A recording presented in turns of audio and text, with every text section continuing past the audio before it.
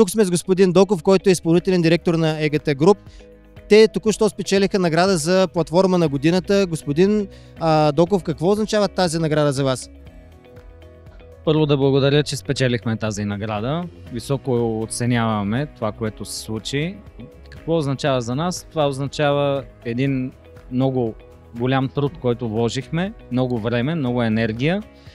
Привлекахме много сериозни професионалисти в екипа ни и в момента виждаме резултатите от това, което сме направили. Как измина 2024 за вашата компания? 2024 година беше изключително динамична, с много предизвикателства. Първо в световен мащаб и в локален мащаб в България имаше изключително много законодателни промени.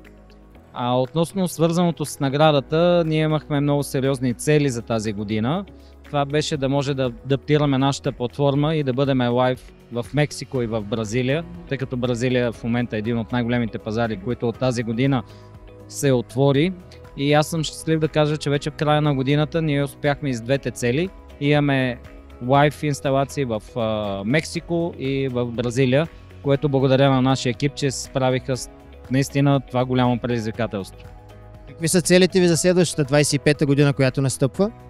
Целите за 2025 година отново са доста високи. Ние обичаме да работиме на високи обороти, всички знаят как работиме.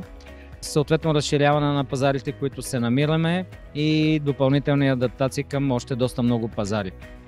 Това е второ издадение на наградите Златна пика и гала вечеря на игралната индустрия. Как се чувствахте тази вечер тук? За мен е изключително приятно, че бяхме гости на това събитие. Аз адмирирам това, което правят организаторите, защото хората трябва да разберат, че игралната индустрия има и едно друго лице. Особено в България много грешно се разбира кое е лицето на игралната индустрия и такива събития като това показва, че то има друго лице. Тъй като мотото на тази вечеря, събитието днес е свързано с Балканите, какво може да кажете според вас, какво може да очакваме за следващата година за индустрията въобще на Балканите? Балканите през тази година бяха много турбулентни заради законодателни промени, които бяха в България, които бяха в Румъния, подготвят се нови закони в Македония, в момента тече гласуване за нов закон в Сърбия.